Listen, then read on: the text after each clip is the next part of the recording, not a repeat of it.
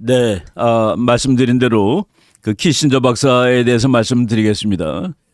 키신저 박사가 그 딱 100세에 돌아가셨는데 현실주의 국제정치학의 대가라고 말씀을 드리고 뭐 키신저 박사는 뭐 책도 수십 권 썼기 때문에 저 사람의 이론을 우리가 뭐 설명을 하려면은 뭐 한 학기 내내 해도 다 못할 겁니다. 오늘은 그냥 그 많은 분들이 키신저 박사에 대해서 뭐 잠깐 얘기해야 되지 않겠냐라고들 말씀하셨는데 그냥 재미있는 일화 중심으로 한두 가지 키신저 박사의 국제정치 이론을 말씀드려보도록 하겠습니다.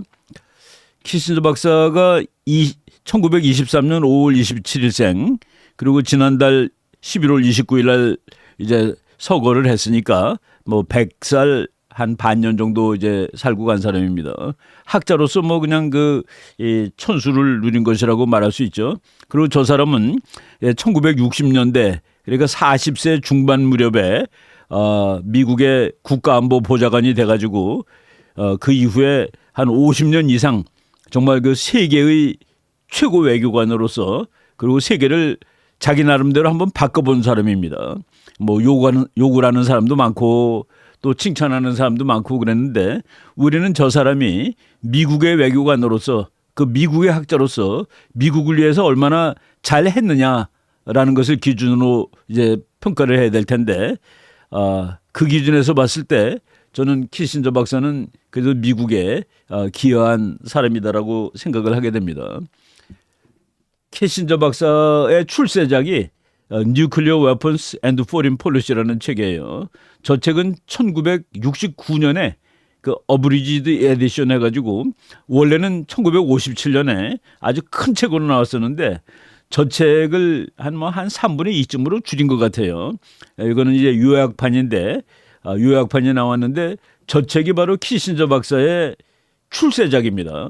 1957년에 나왔는데 제가 이제 학자로서 뭐 학자라기보다는 저 책을 번역했을 때 제가 삼사관학교 교관으로 있을 때입니다. 대위 때인데 그때 그 핵무기와 외교정책이라고 저 책을 제가 번역을 했습니다. 그때는 컴퓨터가 없어가지고 원고지에다가 쓰면서 번역을 했습니다. 그래가지고 제 평생 첫 번째 그 학술 업적인데 1980년에 제가 미국 유학 가기 전에 청와출판사라는 데서 이제 책이 나왔습니다. 그래서 제가 그 키신저 박사 책을 처음으로 이제 번역을 해서 학자의 길에 들어서는 뭐 이정표로 삼았던 기억이 납니다. 저 책이 1957년에 나왔을 때 저 책을 읽고서 정말 감동받은 사람이 닉슨 대통령입니다. 닉슨 대통령은 그때는 부통령이었어요. 아이젠하워 대통령의 부통령인데 와, 이게 민간인 학자가 이렇게 책을 잘 쓸 수가 있구나라고 생각을 하고 닉슨 대통령은 정치적으로 야망이 있는 사람이죠. 내가 어느 날 대통령이 되면은 키신저 박사를 데려다가 나의 국가안보 보좌관으로 써야 되겠다라고 결심을 했습니다. 그런데 1968년에 대통령이 당선이 되죠. 대통령이 당선된 다음에 키신저 박사를 부릅니다. 자기가 직접 만나기 뭐 해가지고 록펠러라는 그 미국의 아주 재벌이죠. 그 사람을 통해서 그 자기는 워싱턴에 있고 이제 키신저 박사는 하버드 보스턴에 있으니까 그 중간쯤 되는 뉴욕에서 만나요. 만나가지고서 키신저 박사한테 물어봅니다. 당신이 나의 국가안보 보좌관이 됐으면 좋겠습니다. 라고 물어보니까 키신저 박사가 그 대통령 당선자인 그 닉슨 씨가 나를 어떻게 합니까? 그랬더니 닉슨이 그렇게 얘기한 거예요. 1957년에 당신이 핵무기와 외교정책이라는 책을 내지 않았냐. 내가 그때 그 책을 읽고 너무나도 감동을 받아서 내가 대통령이 되면은 키신저 교수랑 같이 한번 일을 해보고 싶었다. 근데 지금 내가 대통령이 됐기 때문에 일을 같이 하자고 부탁을 하는 거다라고 이제 얘기를 합니다. 그랬더니 키신저 박사가 나는 저 장면을 읽으면서 야, 역시 그 미국 사람들은 그 역할에 대해서 상당한 이 의미를 두는구나라고 생각했는데 좋소. 그런데 내가 국가안보 보좌관이 되면은 당신의 행정부에서는 외교를 누가 만드는 것이오? 라고 질문합니다. 그 무슨 얘기냐면은 미국은 외교 정책을 어떤 때는 백악관이 주도할 때가 있고 어떤 때는 외무부, 국무부가 주도할 때가 있고 어떤 때는 또 국방부가 쓸 때가 있어요. 뭐 CIA가 쓸 때도 있고. 근데 키신저 박사가 자기를 백악관에 보좌관으로 데리고 가니까 내가 가면은 누가 미국 외교 정책을 만드는 거요. 그랬더니 닉슨 대통령이 딱 알아듣고 당연히 백악관이죠라고 얘기를 합니다. 그러니까 당신이 하는 거야라는 얘기죠. 그래가지고 이제 그러면 내가 가겠다. 조건이 하나 있는데 하버드 대학의 동료들이 가서 일을 하라고 그러면 나오겠다라고 해서 이제 나오게 됩니다. 그 이후에 2023년 얼마 전 작고할 때까지 뭐 세계의 외교관으로 역할을 했죠. 저 사람이 쓴 뉴클리어 웨펀스 앤드 포렌 폴리시 아주 유명한 내용이 어느 나라가 핵무장을 하는 경우 그 나라는 이웃 나라들과 무언의 불가침 조약을 체결하는 효과를 얻을 수 있다라는 말이 나옵니다. 북한이 키신저 박사 책을 읽은 것이 확실해요. 북한이 미국에 도달할 수 있는 핵무기를 만드는 날 북한하고 미국 사이에는 말은 안 했지만은 불가침 조약이 맺어지는 거나 마찬가지죠. 사인 안 해도 됩니다. 미국을 때릴 수 있는 핵폭탄 북한이 만들면은 미국과 북한 사이에는 불가침 조약이 있는 거나 마찬가지죠. 참 외교 정책 그리고 핵무기에 관련된 그런 참 훌륭한 이론을 만들어냈던 사람입니다. 키신저 박사는 말이죠. 어느 한 나라가 세계를 지배하는 거에 대해서는 별로 좋아하지 않는 것 같아요. 키신저 박사의 세계 평화가는 강대국 한 5나라쯤이 가서 5나라쯤이 서로 견제와 균형을 하면서 세상을 끌어가는 거 그것이 가장 평화로운 세상이 될 것 같다라는 식으로 얘기를 하는데 그거는 저 사람의 박사학위 논문에서 이제 유래된 거라고 생각이 됩니다. 박사학위 논문을 그 책으로 썼는데 A World Restored. 리스토어는 균형이 회복되었다 그런 뜻입니다. 막 엉망으로 전쟁을 하다가 다시 평화가 회복된 세상이라는 뜻인데 나폴레옹 전쟁 이후에 유럽에 5나라의 강대국이 있었습니다. 이 5나라의 강대국이 서로 견제와 균형을 했고 그때 메테르니 그리고 캐슬리히라는 아주 탁월한 당시에 정말 저 사람들은 외교의 천재들이죠. 이런 사람들이 세계 평화를 유지해 갔다라는 그 내용을 박사학위로 썼는데 그게 이제 책으로도 나왔고 우리말로도 번역이 되어 있습니다. 헨리 키신저의 회복된 세계. 그리고 5나라가 세계 평화를 유지했고 그때 그 5개의 강대국이 그 질서에 정통성을 부여를 했고 그 정통성을 부여받은 체계는 전쟁 없이 100년을 유지할 수 있었다. 그래서 유럽 역사에 유럽이 한 전쟁이 무지하게 많죠. 그런데 바로 키신저 박사가 연구한 조시대가 유럽의 100년 평화를 만든 그 기원이 되던 시대였다. 그래서 저 사람은 5나라 정도의 강대국이 세계 평화를 유지하는 것이 좋다라는 그런 관점을 가지고 있어요. 그래서 보면은 그때 이제 월드 리스토어드라는 책의 내용입니다. 영국, 프랑스, 프러시아, 오스트리아, 헝가리, 러시아 이 5대 강국이 서로 견제와 균형을 이루면서 아주 특별한 외교, 현실주의 외교 이런 걸 통해서 평화를 유지해야 했다. 그래서 평화가 언제까지 유지됐느냐? 1914년까지. 그러니까 나폴레옹 전쟁이 1815년에 끝났거든요. 그 1815년부터 1914년까지니까 100년입니다. 그래서 유럽이 아주 평화로운 시대였어요. 약 100년 동안이 평화 시대고 그래서 이 시대를 뭐 외교의 황금 시대 또는 유럽의 화의 콘서트 오브 유럽 이런 식으로 부르는 시대인데 키신저 박사가 세계를 이렇게 만들어야 되겠다라는 그 아이디어를 갖고 있을 때 닉슨 대통령한테 부름을 받은 겁니다. 그때 딱 미국이 소련하고 둘이 세계에서 제일 센 나라였죠. 1945년 이래. 근데 키신저 박사가 백악관으로 간 것이 1968년 무렵이니까 그때 양쪽이 전부 다 조금씩 좀 이렇게 와해되기 시작합니다. 미국 진영은 미국 강대국으로 있는데 유럽연합이 저걸 하나로 보기에는 그런데 어쨌든 간에 뭉쳐서 하나의 역할을 하고 있을 때입니다. 그리고 일본이란 나라가 막 치고 올라가 가지고 자유진영이 힘이 3군데로 분리됐어요. 물론 미국이 제일 세지만은 유럽이라는 힘, 일본이라는 힘, 미국이라는 힘이 있었습니다. 그리고 소련 진영에 보니까 소련이 물론 힘이 제일 세지만은 중국, 저기 지도에는 노란색으로 돼 있죠. 중국이 소련하고 싸우고 있더라. 그때만 하더라도 많은 사람들이 공산주의 국가들끼리는 서로 절대로 싸울 리가 없어라고 믿고 있었는데 보니까 싸우는 겁니다. 그래서 키신저가 저 그림을 보면서 아하, 세계를 미국, 소련, 유럽, 일본, 중국 5개의 강대국이 서로 돌아가면서 힘의 균형을 유지하는 것으로 만들면은 세계가 앞으로 평화스러울 수 있겠다라고 생각을 하는 겁니다. 그래서 그 소련하고 중국을 갈라치게 하는 거예요. 둘 다 공산주의자인데 미국은 자유주의자인데 국제정치의 이념이 별로 뭐 중요하지 않다. 이익이 더 중요해. 중국을 러시아부터 떼어내.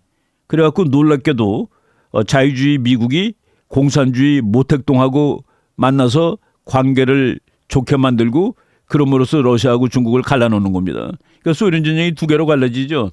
그리고 미국이 하나고 3개죠. 유럽이 하나니까 4개죠.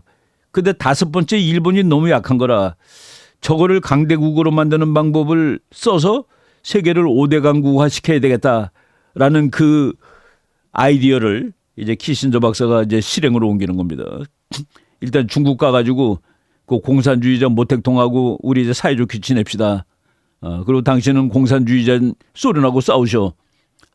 내가 당신네들을 후원할 거야.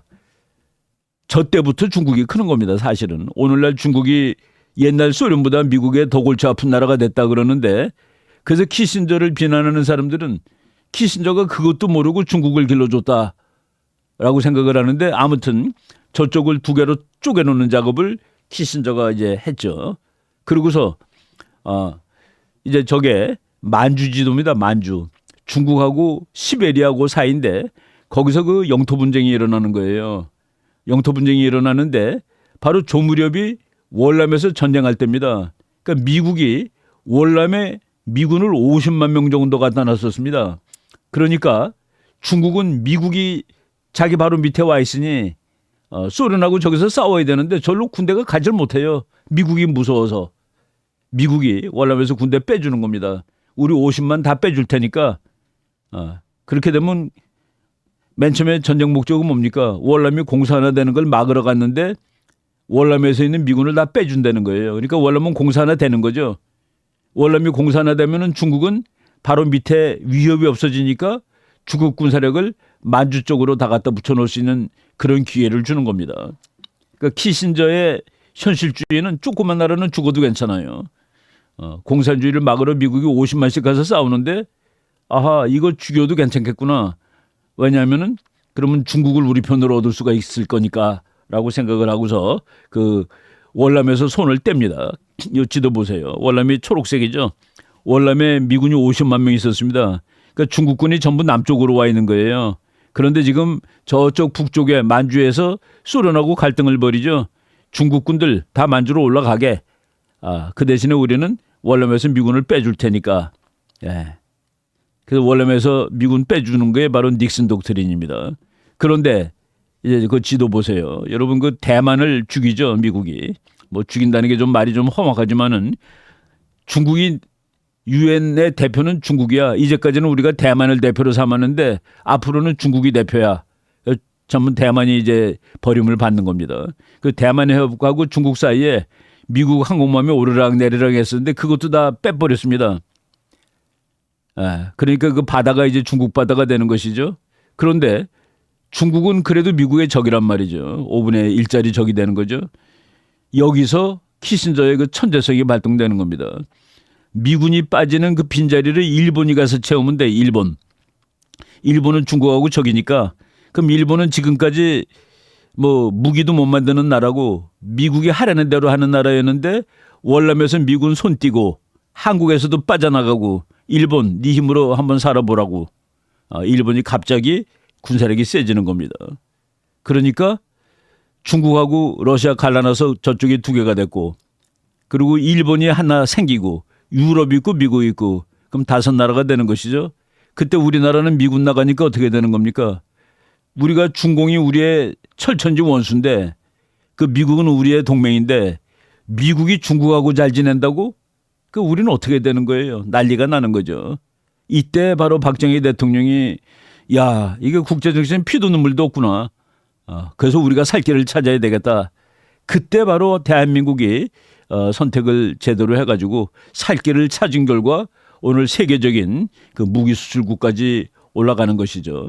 여기서 그 키신저의 그 또 천재성은 뭐냐면은 베트남이 저것이 공산국가로 독립을 하더라도 쟤는 결국은 미국 거야.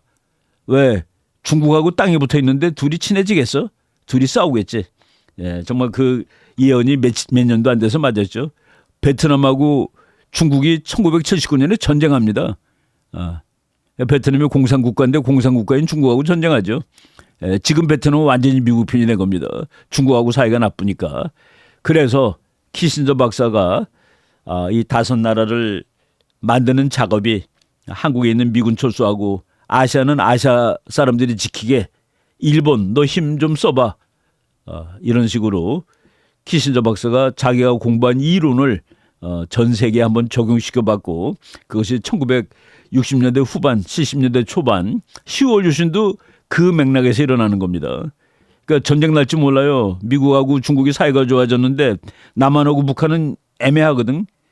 그러니까 북한 정권도 강화시키고 대한민국 정권도 강화시키는 것이 그 당시에 미국과 중국의 입장이었습니다. 그래서 북한은 1972년에 김일성이를 완전 독재화시키는 사회주의 헌법이 만들어졌고 우리나라는 그때 유신이라는 게 나오죠.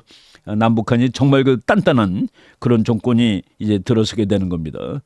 예, 그래서 지금 키신저가 미국, 소련, 일본, 유럽, 중국 해가지고 5강 체제를 한번 만들어봤죠. 근데 저것이 뭐 완벽하게 유럽이 한 나라가 아닌데 저게 어떻게 가능하냐. 그리고 일본은 헌법으로 전쟁을 못하는 나라인데 저게 5국 중에 하나를 할 수 있을까? 뭐 그런 거 엉성함은 있습니다만은 그럼에도 불구하고 이제 키신저 박사는 저렇게 5강 체제를 만들어 보려고 노력을 한 겁니다. 저 만드는 과정에서 베트남은 그냥 공산화 돼버리고 한국은 이제 큰일 났다. 우리가 살 길이 뭐냐. 거기에 용케 헤쳐나오죠. 용케 헤쳐나와가지고 박정희 대통령의 부국강병책, 중화공업 육성책 이런 것들이 오늘날 지금 그 결과를 나타내가지고 우리가 그 말로는 쉽지만은 정말 어려운 것이 힘을 통한 평화입니다. 힘이 있으려면 돈이 있어야 되는데 그거를 할 수 있는 상황이 됐다 이겁니다. 키신저 박사가 최근에 우크라이나에 대해서 얘기한 거예요. 영토를 러시아에게 일부 포기하고 휴전을 해라. 그래야지 평화가 온다. 참 아주 노골적인 현실주의죠. 저 말이 참 잔인한 말이지만은 어떻게 할 겁니까? 우크라이나가 자기 힘으로 싸울 수가 없는 나라인데 그리고 전쟁을 하면 할수록 인명피해는 계속 늘어나고 그 옆에 나라는 자기 일이 아니니까 제대로 도와주겠습니까? 그리고 제가 여러 번 얘기했지만은 우크라이나는 인구의 17%가 러시아 사람입니다. 지금 뺏긴 땅이 한 20% 돼요. 그게 가장 현실적인 해결책 아니겠냐라는 그 얘기를 키신저 박사가 저 얘기를 했는데 저 얘기했다고 엄청나게 욕먹었죠. 어떻게 그 나라를 땅을 그만큼 뺏겼는데 그거를 주라고 얘기하느냐. 현실주의에서는 뭐 그렇게 보더라도 그 외에 다른 방법이 없다라고 말할 수가 있겠습니다. 예, 키신저가 잘못 계산한 것이 중국이에요. 키신저를 우파학자 중에서도 저 사람이 이거는 틀렸다. 중국이 러시아나 독일이나 영국이나 프랑스와 같은 식으로 행동할 것이다라고 가정을 한 겁니다. 동양의 행동 논리를 모른 거죠. 그러니까 중국이 서구 국가들과 유사한 국제 행동을 벌일 것이라고 믿었다. 키신저가 잘못 믿은 겁니다. 그리고 중국에 대해서 이제 우호적인 태도를 보였는데 중국 사람들이 최근에까지 그랬죠. 키신저는 우리의 오랜 친구야. 마음에 든다라는 얘기입니다. 근데 이제 지금 제가 그 유튜브 이 썸네일 하나를 따왔는데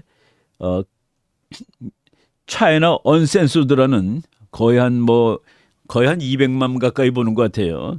저 크리스 채플이라는 아주 재미있는 그 미국 전문가인데 그 사람이 키신저도 이제 중국과 같이 끝내자라는 식으로 얘기를 했어요. 테이크 온 키신저 스테스. 키신저가 이제 죽었는데 미국의 잘못된 대중국 정책도 이제 죽이자. 더 이상 하면 안 된다라는 얘기를 했습니다. 그래서 그 전할은 키신저는 이제 죽었지만 불행하게도 그의 중국에 관한 유산은 죽지 않고 남아 있다. 저 크리스체플 얘기는 키신저의 중국에 관한 유산도 미국이 포기를 해야 된다라는 식으로 얘기를 했습니다. 저는 그 부분에선 동의를 합니다. 중국을 너무 길러주는 일을 했죠. 그리고 중국적 세계관은 그 키신저가 공부한 서구적 세계관하고는 많이 다른데 그 부분에서 이해가 조금 덜한 거 아닌가 하는 생각은 해보게 됩니다. 아무튼 그 키신저 박사가 세계를 참 요리했던 사람이에요. 공부한 사람으로서 자기 이론을 한번 직접 적용을 시켜보고 키신저 박사가 그랬죠. 키신저 박사가 태어난 것이 독일이기 때문에 미국의 대통령이 될 자격이 원천적으로 없습니다. 다른 나라에서 태어난 사람은 아무리 미국 국적을 얻어도 안 돼요. 그러니까 미국 본토에서 태어나야 됩니다. 근데 저 사람이 농담으로 나는 미국 대통령은 될 수 없지만 미국의 황제는 될 수 있지라고 얘기를 했습니다. 무슨 얘기입니까? 미국이 민주주의를 버리고 독재 국가가 됐을 때 자기는 황제는 될 수 있다. 그렇지만은 미국은 민주주의이기 때문에 법을 지켜야 되고 그 자기는 대통령은 못 된다라는 그런 좀 이 엄한 그 농담을 한 적도 있는 사람인데 아무튼 한 시대를 풍미했던 그런 현실주의 학자가 작고를 했습니다. 그래서 지금 오늘 우리나라도 키신저의 그 영향을 많이 받았어요.